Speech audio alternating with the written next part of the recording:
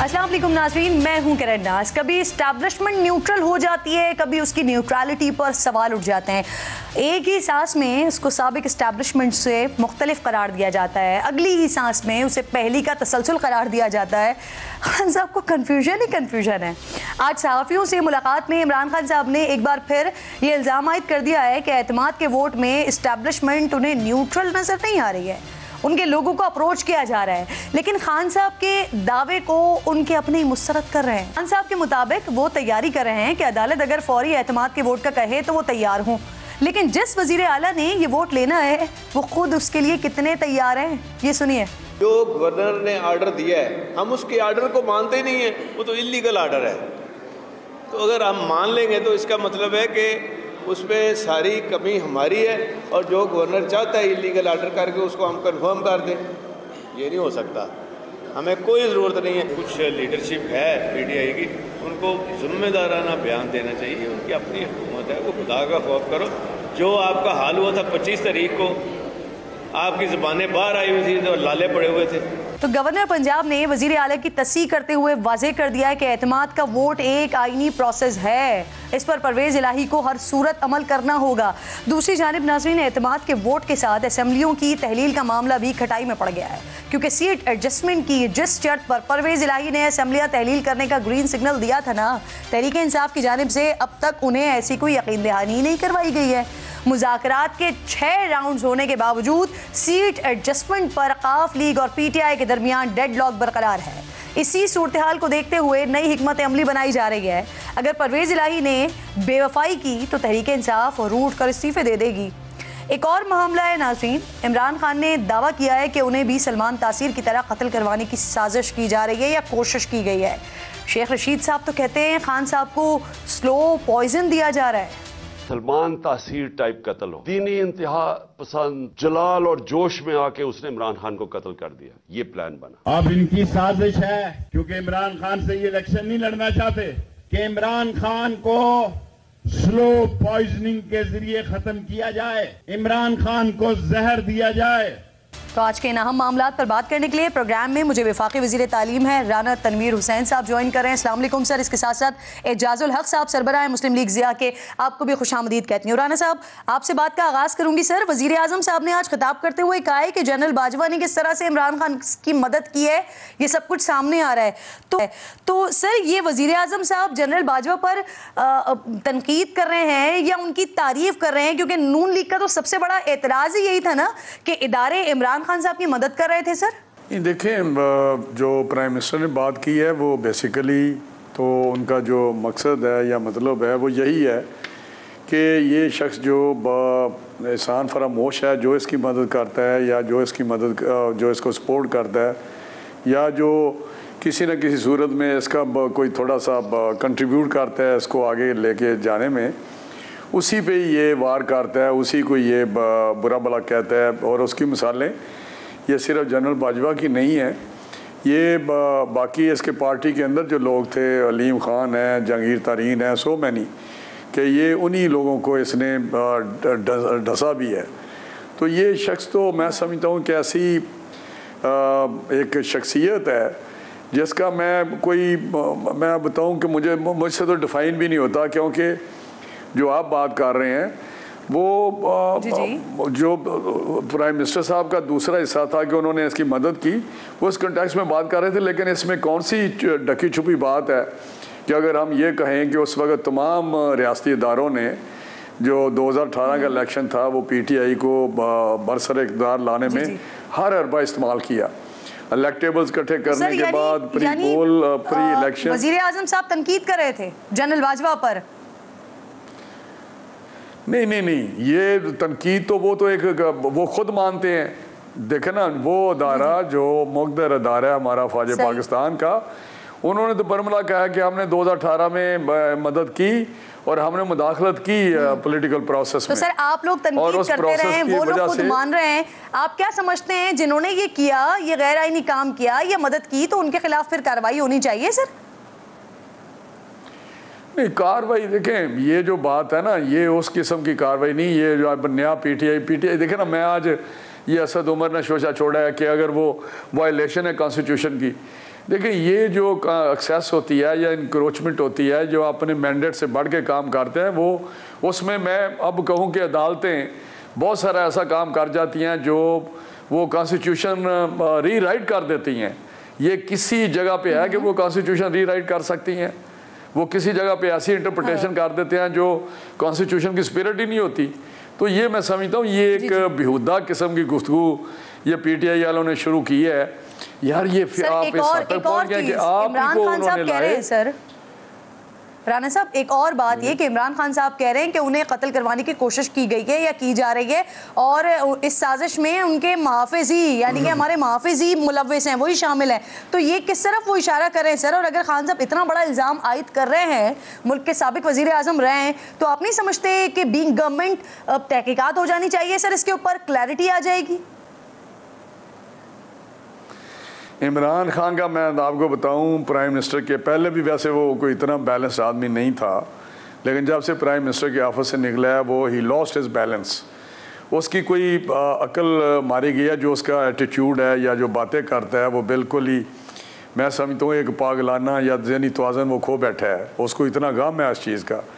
तो वो जो बात करता है, अगर इस किस्म का अदारा इस किस्म का काम करना चाहे, कोई किसी को एलिमिनेट करना चाहे, तो इमरान खान क्या पीदी का शोरबा कि एक ट्रक पे बंदा खड़ा है, उन्होंने इस तरह का काम करना था कि इसको मैंने उस वक्त भी कहा था ये ड्रामा है। आज एक बड़ा एक शख्स, मैं उसको क्या कहूँ, वो कोई एंकर क्या वो एनालिस्ट है, उसकी मैं क्या तारीफ़ करूँ, मैं उसको पर्सनली जानता हूँ जो उसकी वारदातें हैं। लेकिन वो कह रहा था जी, इन्होंने कहा कि पहले दिन इन्होंने कहा कि ये इनका ड्रामा है। ड्रामा मैं इसलिए कहता हूँ कि आप मुझे बताएं, ट्रक में आप खड़े हैं, आपके आगे सारी शील्ड है ट्रक की, आपका सिर्फ सर और थोड़ा सा दाढ़ नीचे, ज़रा देखें ना, अगर आपको कोई शूट करता तो पाँव में जाके गोली लग जाती है, और गोली भी कौन सी लगी वो भी उसकी जितनी बातें, कभी किसी के पास 4 गोलियां किसी के लिबास से निकलती हैं जी। कभी आप मुझे बताएं, वो कहते हैं मौजम को गोली मारे तो फायर ही नहीं किया उन्होंने, गार्ड ने। भाई फायर एक नेचुरल रिएक्शन है, अगर किसी ने फायर वहाँ किया तो आगे से गार्ड किसी से नहीं पूछते कि हम गोली चलाएं या चलाएं, उनका रिएक्शन फौरी ये होता है कि वो फायर करते हैं। वो क्या बात, आप फ्रांस से कम कर रिपोर्ट भी वो खुद तैयार कर रहे हैं, जीआईटी भी खुद ही बना रहे हैं, खुद ही वो सारा इन्फ्लुएंस ड्रॉ कर रहे हैं इससे। तो ये इनकी एक सोची समझी आप वो ठीक भी नहीं हो रहे, यहाँ पर क्रिएट वो ठीक होंगे भी नहीं, उनकी टांग नहीं ठीक होनी है। ड्रामे की बात आप कर रहे हैं, वजीर दाखिला कहते हैं कि ड्रामा किया जा रहा है, तो सर अब तक जिन्होंने ये सारा ड्रामा किया है उनको सामने लाए ना, एक्सपोज करें ना सर। एक्सपोज तो है ना, हमें देना उसकी तफ्तीश, हमें देना इसका मेडिकल लीगल हम करें, हमें देना हमारे बोर्ड कोई मेडिकल बोर्ड को एग्जामिन कर दें उसके टांग के वहाँ हुआ क्या है, तो अब ये सारी चीज़ें बताएं ना। ये सारी चीज़ें तो उनके कंट्रोल में है। ये बात इस तरह करते हैं, मैं तो हैरान हूँ कि चीज़ें ऐसा ऐसा खुल रही हैं और खुल जाएंगी। मैं आपको बता रहा हूँ ये क्या एक टांग लेके पड़े हुए हैं 2 महीने से, जिसको जहाँ फ्रैक्चर ना हो वो तो जख्म इस तरह रहता भी नहीं है, वो तो 7 दिन बाद सर मैं राणा साहब मैं दोबारा आती हूँ आपकी तरफ और मैं इस पर बात करूंगी सर, क्योंकि आप लोगों का भी बड़ा मजाक बनता रहा है। जब मियाँ साहब गए थे उनकी बीमारी पर बड़ी बात होती रही है, आज इमरान खान साहब के लिए बात हो रही है, तो क्या ये बेहतर नहीं है कि हम जरा इखलाक का मुजाहिरा करें सर? जी जी सर, इन्होंने मेरी बात सुन लें, पहले बात सुने। आप पासिंग जो रिमार्क्स दे जाते हैं ना आप इस तरह के एंकर, मुझे ये बताएं कि जब मियाँ साहब गए थे, पंजाब गवर्नमेंट इनकी थी, ये यास्मीन राशिद वो उस वक्त भी ये वजीर सेहत थी, सर्विसेज हॉस्पिटल इनके अंडर था, सारे इन्होंने बोर्ड बनाए, उन्होंने शौकत फैसल को भी उसमें डाला जो वहाँ का था, शौकत खानम का, फिर शमसी जो अल्लाह उसको जन्नत नसीब करे फौत हो गया, जो एक्सपर्ट था नहीं 11 बंदों का बोर्ड बना के अब हमें बोर्ड बनाने देना, इसमें इस तरह बनाए नहीं चीजों को किरण गुड ना करें, गुड उसको आपने मजाक ना बनाया जाए। जो आपने किरण मेरी और मैडम मेरी बात सुन लेना, जो आपने तशबीह दी है कि इसका वो आपने भी ये किया, वो तो 11 डॉक्टर्स का स्पेशलिस्ट का बोर्ड बनाया था इमरान खान ने, 7 का बना, 9 का बना, 11 का बना, जिसमें इसके अपने सारे डॉक्टर थे। ये तो इनका अपने ही बोर्ड है, अपनी इनका शौकत खान हमसे बाहर गया है, वो इस तरह की बातें ना करें, कोई और बात करने तो बेहतर है। आप इस तरह की शायद बात गलत समझे हैं सर, मैं बात ये कर रही थी कि जिस तरह मियां साहब जब बीमार हुए वो गए तो पीटीआई ने मजाक बनाया, आज वो इस सिचुएशन पर हैं कि अगर इमरान खान साहब को कुछ हुआ हुआ है तो फिर आप लोग भी मजाक ना बनाएं, क्योंकि आप सारी सिचुएशन डिफरेंट है, तो किसी की बीमारी का मजाक नहीं बनना चाहिए सर। मैं ये बात कर रही हूँ, मैं आती हूँ दोबारा आपकी तरफ और इसी पर हम दोबारा बात करेंगे सर, डिस्कस करेंगे सर, डिस्कस करते हैं हम। एजाजुल हक साहब का भी कमेंट शामिल करना है मुझे इस पे। अस्सलाम वालेकुम एजाज साहब, काफ़ी देर से वेट कर रहे हैं सर। इससे पहले कि मैं आपसे पंजाब की सारी सिचुएशन पर बात करूं, इमरान खान साहब कह रहे हैं कि उनको वो सलमान तासीर की तरह का कत्ल करने की साजिश की जा रही है या कोशिश की जा रही है, और शेख रशीद साहब ने तो यहाँ तक इनफैक्ट दावा कर दिया कि उनको स्लो पॉइजनिंग की जा रही है। क्या समझते हैं सर, ये क्या महज सियासत हो रही है, या समझते हैं आप वाकई इमरान खान साहब की जान को इस नौयत का, या जिस तरह के वो दावे कर रहे हैं इस तरह का खतरा मौजूद है? क्योंकि वजीर दाखिला तो उनको जो गोलियां लगी उसको भी कह रहे हैं कि ड्रामा हुआ है। बिस्मिल्लाहिर्रहमानिर्रहीम। देखें, मुल्क के जो इश्यूज हैं ना वो इससे बहुत बड़े हैं।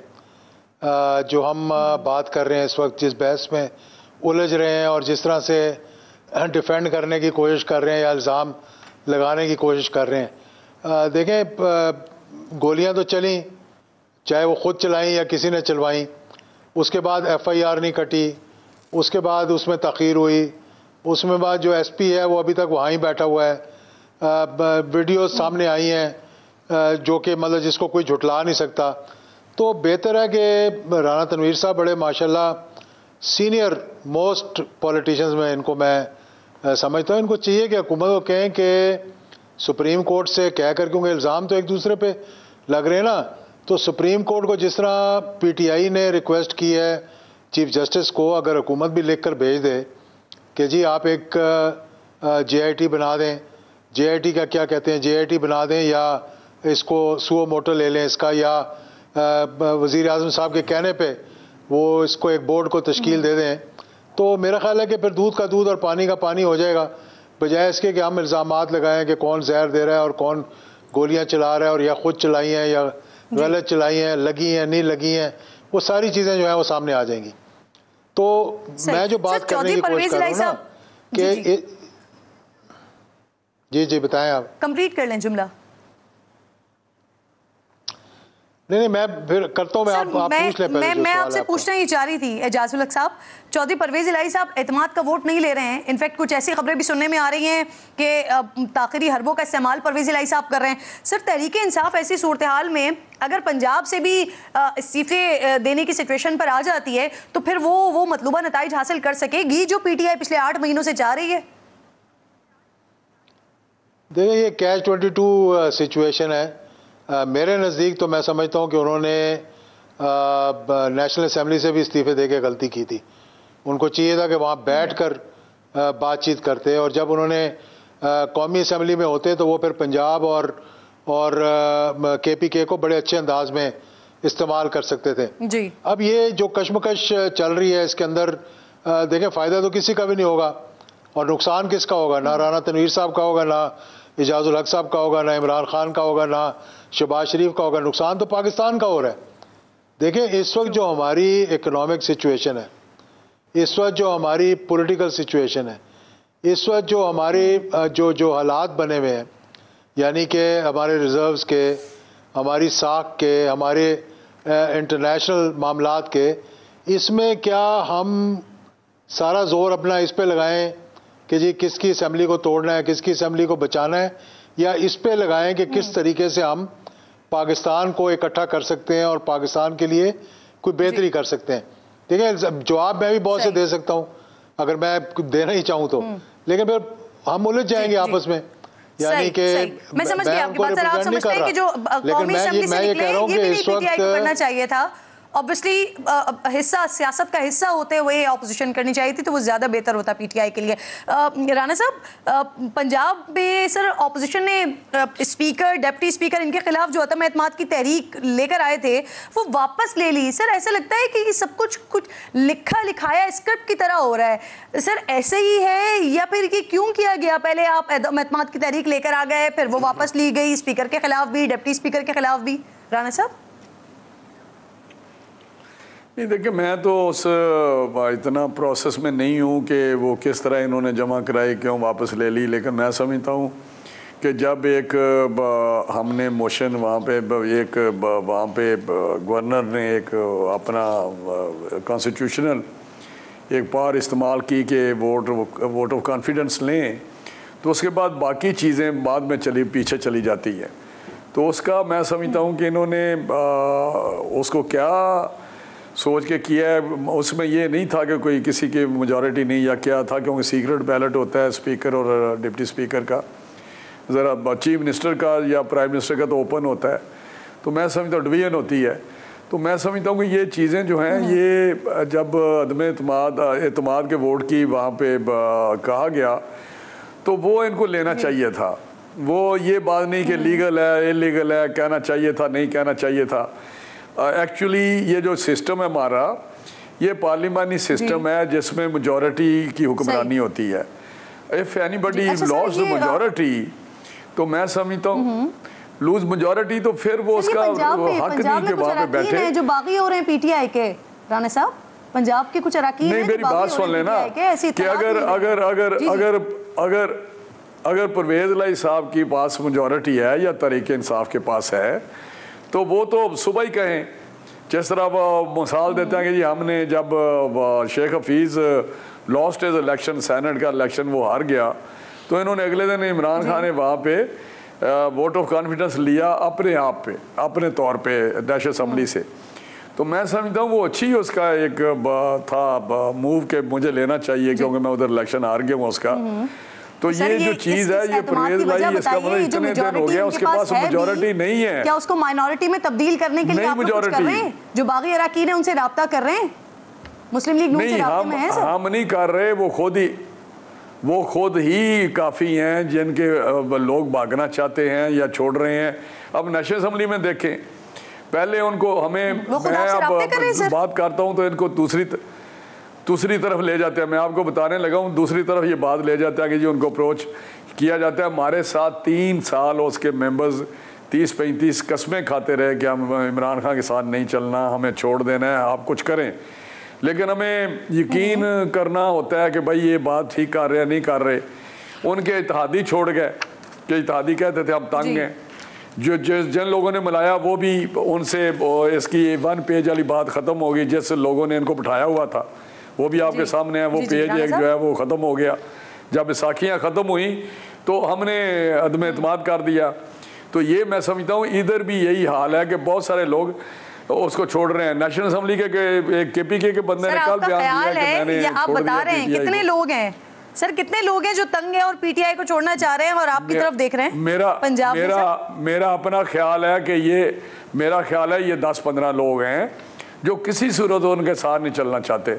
और भी शायद अंदर उनकी ख्वाहिश हो, अंदर उनकी बातें हों, लेकिन अभी क्योंकि पंजाब गवर्नमेंट है, सूबे की गवर्नमेंट बहुत बड़ी गवर्नमेंट होती है, उनके पास फेवर्स के लिए स्टिक और कैरेट उनके पास होती है, डंडा भी होता है और बहुत इनामात भी होते हैं। तो वो अभी परवेज़ इलाही साहब हैं, वो हैं भी इस किस्म के लोगों को जिस तरह वो पॉलिटिकली मैनेज कर सकते हैं। तो मैं समझता हूँ जब भी थोड़ी सी सिचुएशन और आगे बढ़ेगी तो बहुत सारे लोग इनको छोड़ जाएंगे। सर बड़ी खबर दे रहे हैं आप। तो सर मुझे बताइएगा, मरियम नवाज साहिबा के हवाले से उनको नई जिम्मेदारियां सौंपी गई हैं, चीफ ऑर्गेनाइजर फिर वाइस प्रेसिडेंट भी हो गई हैं। तो सर इस पे वैसे कोई शक तो नहीं है कि वो क्राउड पुलर हैं, लेकिन इलेक्शन जीतने में और उसके जिताने में उसकी साइंस, इलेक्शन की पॉलिटिकल साइंस जो होती है वो बड़ी बड़ी डिफरेंट होती है सर। तो मैं आपसे जानना ये चाह रही थी कि आज़ाद कश्मीर और जो दीगर ज़िमनी इंतखाबात हुए उसमें भी कोई बहुत बेहतरीन कोई बहुत अच्छी कारकर्दगी नहीं दिखाई। तो इस बार फिर क्या फॉर्मूला होगा? मरियम नवाज साहिबा किस तरह से मामलात को और इलेक्शन को अपने हक में लेकर आएंगी सर? देखें, एक मैं आपको बताऊं, ज़िमनी इलेक्शन या आज़ाद कश्मीर का इलेक्शन या उस वक्त के हालात जो मैं कहता हूँ मुक़द्दर अदारे जो करते रहे वो सारी आपके पास सामने चीज़ें हैं। 20 MPs की सीटों पे क्या हुआ उसकी मैं डिटेल में नहीं जाना चाहता, लेकिन जो बात आप कर रही हैं मरियम बीबी की, वो मैं समझता हूँ उनको जो असाइनमेंट मिली है वो उसके ज़रिए पार्टी डेफिनेटली मोबिलाइज होगी और मज़ीद स्ट्रेंथन होगी। क्योंकि इस वक्त हमें महसूस कर रहे थे कि जितने भी हम सीनियर लोग हैं वो वज़ीर बने हुए हैं, शहबाज साहब प्राइम मिनिस्टर बने हुए हैं, तो जनरल सेक्रेटरी साहब बड़े अहम वज़ीर हैं, तो ये सारे लोग अब सदर जो पंजाब के हैं वो इंटीरियर मिनिस्टर हैं, तो पार्टी को टाइम नहीं दे पा रहे जो लोग मुतलका लोग हैं। तो इसके लिए ज़रूरी था कि पार्टी को रीऑर्गेनाइज करें, ज़्यादा मोबिलाइज करें, स्ट्रेंथन करें। उसके लिए मेरा हाल मरियम बीबी की बेस्ट चॉइस है और वो मेरा हाल इसको इलेक्शन से आने से पहले आप जैसी पार्टी के सीनियर मेंबरान की गुफ्तगू मैं सुन रही थी, उनके स्टेटमेंट्स देख रही थी राना साहब में, तो तमाम लोग यही कह रहे हैं कि लंदन से ऑब्वियसली ये सारे काम हो नहीं पाएंगे, इंतजामी मामला, तो मरियम साहिबा पाकिस्तान आकर पार्टी को संभालेंगे और फ्रंट फुट पे लीड करेंगी। तो सर क्या मरियम नवाज साहिबा जनवरी में ही पाकिस्तान आ जाएंगी वापस? होपफुली जो मैंने सुना है वो यही है कि वो जनवरी के महीने में आखिर तक आ जाएंगी इंशाल्लाह ताला। तो डेफिनेटली यहाँ आके वो जो इसकी ऑर्गेनाइजेशन है, जो वर्कर्स के साथ राब्ता है या लोगों को मोबिलाइज करना है, वो बेहतर अंदाज में मेरा चल सकेगा। हमारी पार्टी में जो इस वक्त खला है वो पुर हो जाएगा। सही। सर मियाँ साहब भी होंगे साथ? वैसे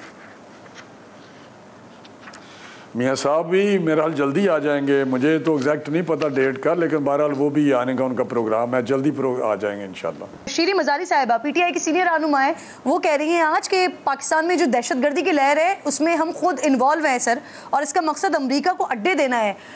आप दुरुस्त समझते हैं इस बात को, या ये कुछ ज्यादा ही सर साजिशी थ्योरी नहीं हो गई है वैसे? देखें, ये ऐसी बातों को जो अपने ही पाँव पर कुल्हाड़ी मार रहे हो तो उसका जवाब क्या देना है? क्या कोई इतना ही बेवकूफ़ होगा कि अपने ही लोगों को मरवा कर कहे कि आओ जी अमेरिका अड्डे ले लो हमसे? अमेरिका को अगर अड्डे देने हो तो यहाँ कौन सी मुश्किल बात है?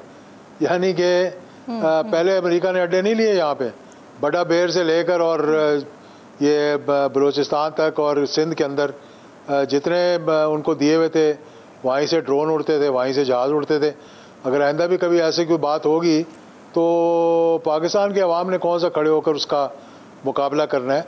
बात यह है कि ये चीज़ें देखनी चाहिए कि मुल्क की बेहतरी के लिए क्या है, मुल्क के मुफाद में क्या है। एजाजुल हक साहब, आपका बेहद शुक्रिया, आप दोनों मेहमान प्रोग्राम में आज साथ मौजूद थे। एक छोटा सा ब्रेक ले रही हूँ और ब्रेक के बाद वापस आऊंगी तो बात करूंगी। नाज़रीन, हुकूमतें आई गई, दिगरगू सूरत हाल रही, लेकिन एक शख्स पूरी आबोताब के साथ अपनी कुर्सी पर बराजमान रहा। कौन है वो, मिलवाऊंगी आपसे ब्रेक के बाद। प्रोग्राम में एक बार फिर खुशामदीद नाज़रीन। 3 हुकूमतें बदल गईं, चौथी हुकूमत आ गई, 3 वजीर आजम आकर चले गए, पंजाब में 4 वजीर आला तब्दील हो गए, बलूचिस्तान में 3 वजीर आला आकर चले गए, केपी और सिंध में 2-2। अमरीकी साजिश की कहानी से लेकर अदम एतमाद के तूफान तक आकर गुजर गए, सियासी क़यादत से लेकर अस्करी क़यादत तक तब्दील हो गई। लेकिन अगर किसी को कुछ नहीं हुआ तो वो हैं जनाब chairman senate mister Sadiq Sanjrani. Sadiq Sanjrani 2018 में पहली बार आज़ाद हैसियत में कामयाबी हासिल करके ऐवान बाला पहुंचे और हैरान कुन तौर पर सिर्फ 9 दिन बाद सेनेट के चेयरमैन मुंतखब हो गए। ये कामयाबी नाज़रीन इतनी आसान नहीं थी, इसके पीछे कई उसूलों की कुर्बानियां और मफादात के सौदे शामिल थे। 2018 में जब चेयरमैन सेनेट के चुनाव का मरहला आया तो मुस्लिम लीग नून सेनेट की लार्जेस्ट पार्टी थी। हुकूमती इत्तेहाद को 52 सेनेटर की हिमायत हासिल थी और बज़ाहिर राजा ज़फ़रुल हक की कामयाबी यकीनी थी। दूसरी तरफ आज़ाद हैसियत में मुंतखब होने वाले सादिक संजरानी पाकिस्तान पीपल्स पार्टी, पाकिस्तान तहरीक इंसाफ और MKM पाकिस्तान के मुश्तरका उम्मीदवार बनकर सामने आए। ये सादिक संजरानी की ही पुरस्कार शख्सियत थी जिसके लिए इमरान खान ने उसी आसिफ अली जरदारी से हाथ मिलाया जिनके साथ बैठना वो तौहीन समझते हैं। नून लीग के उम्मीदवार राजा ज़फ़रुल हक को हराने के लिए ज़मीन आसमान एक कर दिया और फिर वही हुआ। सादिक संजरानी जिनके पास सिर्फ 51 वोट्स की हिमायत हासिल थी, वो 57 वोट्स हासिल करके पहली बार चेयरमैन मुंतखब हो गए और अक्सरियत रखने वाले राजा ज़फ़रुल हक 46 वोट लेकर नाकाम ठहरे। 1 साल भी ना गुजरा था कि सादिक संजरानी के खिलाफ आवाज़ें उठना शुरू हो गईं क्योंकि हुकूमत बदल चुकी थी। मुस्लिम लीग नून ऑपोजिशन और तहरीक इंसाफ हुकूमत में आ गई थी। यूं पीपल्स पार्टी ने पलटा मारा और मिस्टर संजरानी के खिलाफ नून लीग से हाथ मिला लिया। लेकिन इस बार इमरान खान सादिक संजरानी के लिए सीसा पिलाई दीवार बनकर सामने आए, जैसे वो तहरीक इंसाफ के सेनेटर हों। 2019 में सादिक संजरानी के खिलाफ राजा जफरुल हक ने सबके सामने खड़े होकर तहरीक अदम एतमाद पेश की और अपोजिशन के 64 अरकान ने अपनी नशिस्तों पर खड़े होकर तहरीक की हिमायत की। इस बार सादिक संजरानी की शिकस्त फिर यकीनी थी, लेकिन फिर वही हुआ, गेम पलट गया, बदल गया। जिस तहरीक को सबके सामने 64 अरकान की हिमायत हासिल थी, खुफिया राय शुमारी में उसे सिर्फ 50 वोट ही पड़ सके।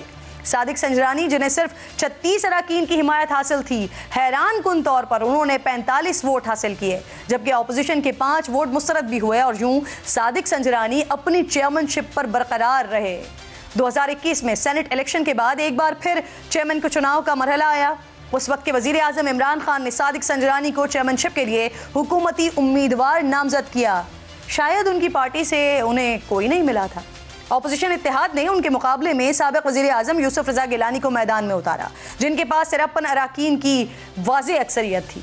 सादिक संजरानी की शिकस्त यकीनी थी, लेकिन फिर तहरीक इंसाफ ने सादिक संजरानी की खातिर हर हद से गुजर जाने का ऐलान कर दिया। 53 वोट्स की वाज़ेह अक्सरियत रखने वाले यूसुफ रजा गिलानी सिर्फ 42 वोट हासिल कर सके और सादिक संजरानी 48 वोट लेकर दूसरी बार चेयरमैन सेनेट मुंतखब हो गए। आज सादिक संजरानी के कंधे पर उसी हुकूमत का हाथ है जिसने एक बार उनके खिलाफ तहरीक अदम एतमाद पेश की थी और दूसरी बार उनके मुकाबले में यूसुफ रजा गिलानी को उतारा था, और आज उनकी मुखालफत में है वो जिनके वो उम्मीदवार 2021 में थे। अपने वोट से संजरानी को चेयरमैन मुंतखब करवाने वाली PTI आज उनसे लाताल्लुकी जाहिर करती है। गुज़िश्ता महीने दावे किए जा रहे थे कि तहरीक इंसाफ सादिक संजरानी के खिलाफ अदम एतमाद की तैयारी कर रही है, लेकिन अब तक इस हवाले से कोई हलचल नहीं हुई है। लेकिन इमरान खान ने जिसको चेयरमैन सेनेट मुंतखब करवाने के लिए आसिफ अली जरदारी से हाथ मिलाया, वो सादिक संजरानी। तहरीक इंसाफ ने जिसको बचाने के खातिर हर हरबा आजमाया, वो सादिक संजरानी। मुस्लिम लीग नून और पीपल्स पार्टी, जो अक्सरियत होने के बावजूद मिलकर भी चेयरमैनशिप से नहीं हटा सके, वो हैं सादिक संजरानी। तहरीक अदम एतमाद के बावजूद जिसको नून लीग और पीपल्स पार्टी का एतमाद हासिल हो, वो सादिक संजरानी। लेकिन सादिक संजरानी का ताल्लुक इनमें से किसी पार्टी से नहीं, तो फिर सादिक संजरानी के पास वो कौन सी गीदड़ सिंगी है जो उन्हें आज तक अपने ओहदे पर बरकरार रखे हुए है। ये एक बड़ा अहम सा ब्रेक ले रही हूँ। ब्रेक के बाद वापस आती हूँ तो रोशनियों का शहर कराची जिसे कहा जाता था, आज लुटेरों का शहर बन चुका है। हुकूमत क्या कर रही है, बात करेंगे ब्रेक के बाद। प्रोग्राम में एक बार फिर खुशामदीद कहती हूँ नाज़रीन आपको। रोशनियों का शहर था, डकैतों का शहर है अब कराची। घर की दहलीज, मोहल्ले की मार्केट, ये शहर की मसरूफ तरीन शहरा। इसी शहर के बासी किसी एक जगह भी महफूज नहीं है। पुलिस के खौफ से आज़ाद स्ट्रीट क्रिमिनल्स दंदनाते हुए आते हैं, शहरियों से उनकी मेहनत की कमाई लूटते हैं और जाते जाते उनकी ज़िंदगी भी छीन जाते हैं। गुज़िश्ता रात गुलिस्तान जौहर की सना तारिक अपने भाई के साथ बीमार वालिदा के लिए गोलियां लेने निकली थी और ख़ुद डाकुओं की गोलियों का निशाना बन गई। ऐनी शाहिदीन बताते हैं कि मोटरसाइकिल पर सवार 2 डाकुओं ने सना से मोबाइल छीना और मज़ाहमत पर गोलियां चला दी। सना को 2 गोलियां लगी और पुलिस हमेशा की तरह वाक़े के बाद जाए वक़ुआ पर पहुंची। रोशनियों के शहर में तारीकी के राज का अंदाज़ा इस बात से लगाया जा सकता है कि सिर्फ गुज़िश्ता माह दिसंबर के दौरान डाकुओं ने 15 से ज़ायद तालीम याफ्ता नौजवानों को कत्ल कर दिया। और उस पर सितम ज़रीफ़ी ये है कि पुलिस सरबराह शहरियों की हिफाजत को यकीनी बनाने के बजाय उन्हें बदमाशों के आगे सरेंडर करने के मशवरे देते फिरते हैं। ये कहता हूँ डेस्परेट क्रिमिनल्स हैं, पोटेंशियली बराए मेहरबानी रेजिस्ट न करें मोबाइल फ़ोन की वजह से। अनडॉक्यूमेंटेड जो अफगान्स हैं, मैंने पहले भी कहा है कि 1200 के करीब पिछले 3 महीनों में हमने पकड़े हैं। और पुलिस के आदादो शुमार के मुताबिक साल 2022 में कराची में डकैती मज़ामत पर शहरियों के कत्ल का 7 साला रिकॉर्ड टूटा है। इस शहर में बसने वालों की खुशकिस्मती नाज़रीन ये है कि वो मुल्क के किसी भी कोने से आए, ये शहर कराची उनको ओन करता है। और इसी शहर की बदकिस्मती भी यही है कि इस शहर में बसने वाले, हुकूमत करने वाले इसको ओन ही नहीं करते, बल्कि उसके नाम पर सभी सियासत में मसरूफ़ होते हैं। तैमूर तालपुर साहब पाकिस्तान पीपल्स पार्टी से है, हुक्मरान जमात हैं आप, बहुत शुक्रिया सर। अस्सलाम वालेकुम सर। कराची में ये जो डकैती मज़ामत पर शहरियों के कत्ल का 7 साला रिकॉर्ड टूटा है, शहर का कोई एक ऐसा इलाका, मैं उसका नाम नहीं पॉइंट आउट कर सकती कि जिसके बारे में कहा जा सके कि ये महफूज है। कल गुलिस्तान जौहर में जो वाक़या हुआ सर, वो वीडियो बहुत खौफनाक है, जो उस खातून को तड़पता हुआ देखा है मैंने। हुकूमत क्या कर रही है, पुलिस क्या कर रही है, स्ट्रीट क्राइम्स पर काबू क्यों नहीं पाया जा रहा है तैमूर साहब? बिस्मिल्लाहिर्रहमानिर्रहीम। बहुत बहुत शुक्रिया किरण। मैं समझता हूं कि हालात कुछ ख़राब हैं और उनको पूरा काबू में लेने की वापस पूरी कोशिश की जा रही है। अगर आप रिकॉर्ड देखेंगी तो बिल्कुल बहुत डकैतियां बढ़ गई हैं, पर उसके साथ साथ जो लोग अरेस्ट हुए हैं, जो लोग इनकाउंटर्स में मारे गए हैं, उनका भी फिगर हाईएस्ट चल रहा है अभी। अगर आप इसको कंपेयर करें पिछले 6 महीनों में, तो हमारे पास इश्यूज हैं, अफगान इशू है, क्राइम इशू है, उस पर पूरी सिंध हुकूमत कर रही है कि काबू लाए। और जैसे मैंने आपको कहा कि इतने लोग इनकाउंटर्स में पहले कभी नहीं मरे, इतने लोग अरेस्ट कभी नहीं हुए जितने इन रिसेंट कुछ हफ्तों में हमने किए हैं। सर हुकूमत आप लोगों की है सर, और माशाल्लाह से 14 साल से हुकूमत है आप लोगों की। फिर उसके बाद सुप्रीम कोर्ट ने 2016 में सेफ सिटी प्रोजेक्ट का हुक्म दिया सर। 6 साल के अल्तवा के बाद 2022 सर जून में मंसूबा शुरू हुआ, लेकिन उसके बाद कोई खैर खबर ही नहीं है। और अब तो सिलसिला ये हो रहा है कि 7-7 साल के रिकॉर्ड टूट रहे हैं सर।